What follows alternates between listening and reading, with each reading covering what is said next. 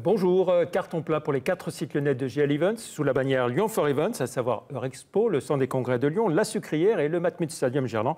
Anne-Marie Besner qui est à leur tête est notre invitée aujourd'hui. Bonjour. Bonjour. Et pour commencer, et c'est encore plus récent, ça date d'il y a quelques jours, le renouvellement pour 20 ans de la délégation de services publics autour du Centre des Congrès de Lyon, avec un engagement de GL Events d'investir 23 millions d'euros dans ce centre de congrès qui approche mine de rien des 25 ans maintenant. Oui, tout à fait. Alors, il est important de noter dans notre métier qu'il faut tout le temps investir. Si on n'investit pas, on recule, parce qu'il y a une concurrence forte dans les villes françaises, mais aussi européennes.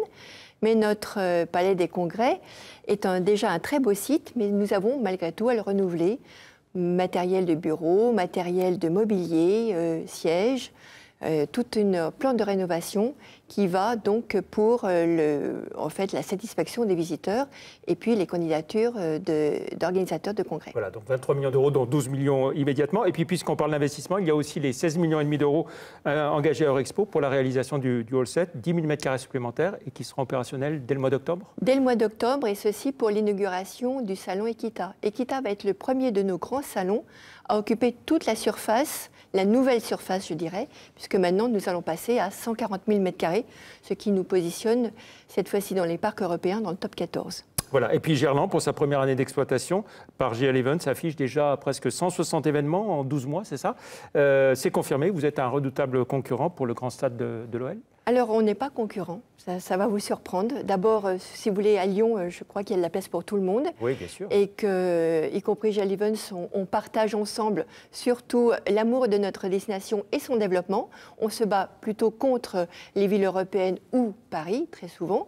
Donc, plus il y a de lieux, plus, je dirais, la législation en matière de tourisme et d'affaires se développe. Mais concernant le Matmut Stadium, on peut dire qu'on a un positionnement très sport et événements, et aussi, et c'est l'avantage de notre site, on est positionné quasiment dans le centre-ville. Voilà, c'est la différence avec Dessines, on l'a bien compris. Un mot sur la Sucrière, un lieu, on va dire quoi, dédié à la culture, au spectacle, concert, et l'événementiel au sens large. Alors cette fois-ci, alors qu'on a le Matmut Stadium, un lieu plutôt sport et événements, de l'autre côté, on a une offre art et événements. Mais pas que finalement, puisque bien entendu, nous recevons les Nuits Sonores et puis la Biennale de l'Art Contemporain. Mais nous avons également de nombreux lancements de véhicules.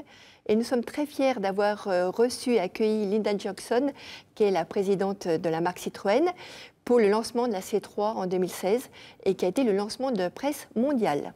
Alors au total, si on prend ces 4 sites, c'est une activité en hausse de 11% sur une année comparable, à plus de 63,5 millions d'euros de chiffre d'affaires. Tout à fait, nous arrivons à 63,6 millions et une croissance à 2 chiffres, ce qui, dans le secteur événementiel, est un très beau score puisque l'événement reprend. Quelques couleurs, mais là, on peut dire avec modestie que nous surperformons par rapport au marché. Voilà, puis ce qu'on peut dire, c'est que Lyon donc, conforte sa place dans le top 15 des européens des villes de salon et de congrès, la 14e même aujourd'hui, et l'idée c'est de gagner encore quelques places? Oui, tout à fait, parce qu'en fait, on est 14e dans les parcs, mais quand on fait la combinatoire du marché des congrès et celle des salons, on arrive cette fois-ci en 8e position. Derrière des villes quand même comme Paris, Barcelone. Ce qui veut dire que vous êtes devant beaucoup de capital, quoi. On est devant beaucoup de capital parce qu'on a quelque chose de très caractéristique à Lyon. On est à la fois une ville de congrès et à la fois une ville de salon, ce qui est un vrai plus. Sachant que souvent c'est ou l'un ou l'autre. Exactement. Vous avez par exemple Vienne en Autriche, qui est une ville de congrès. Et vous avez tous les parcs allemands, à l'exception de Berlin, et les villes aussi italiennes sont plus des villes de foires et de salons. Mais nous, finalement, Lyon, ces 10 dernières années, on ressort comme à la fois une ville de congrès et à la fois une ville de salon. Alors l'année qui vient s'annonce aussi fructueuse, on ne va pas pouvoir parler de tous les salons, mais l'arrivée de Global Industries en alternance avec Paris, une année sur deux, avec notamment le retour du Midest à Lyon. Alors là, vous sautez une année, oui. Jean-Pierre, donc c'est l'année effectivement 2019, mais tant mieux, on va vers l'avenir. Donc l'année 2018 sera également un bon cru par rapport à son année de référence 2016, du fait de la biennalité des salons. Mais 2019 s'annonce également avec de belles perspectives, notamment un salon avec le CIRA 2019, on en parlait, j'étais tout à l'heure avec l'équipe du CIRA et Marie-Odile Fondeur, ça sera encore une édition record. Et puis ce fameux Global Industries qui passe tout de suite numéro 2 des salons professionnels de la place de Lyon. Très vite pour finir, la Cité de la Gastronomie confiée à un groupe espagnol, ça vous chagrine ou ça vous arrange finalement? Je dirais d'abord, premièrement, c'est une compétition. Et la deuxième chose, c'est que dans ce projet de la Cité de la Gastronomie, il y avait une part muséale importante. Donc je crois que le candidat qui a gagné cette compétition c'était plutôt dans son cœur business, puisque je crois qu'il gère le musée Picasso.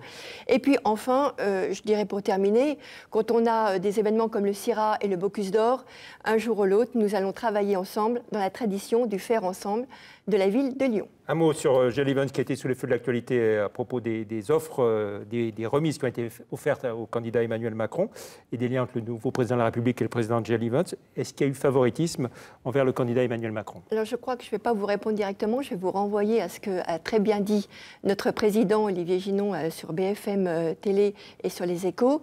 Mais en fait, il a très bien dit qu'il n'y avait pas eu de favoritisme et que notre tarif était le tarif en vigueur pendant cette période de l'année. Je rappelle que l'événement était à la veille du 14 juillet. Vous n'en avez pas fait plus pour Emmanuel Macron que pour Nicolas Sarkozy ou François Hollande? C'est tout à fait équitable. Dans leur campagne ou une fois qu'ils étaient élus?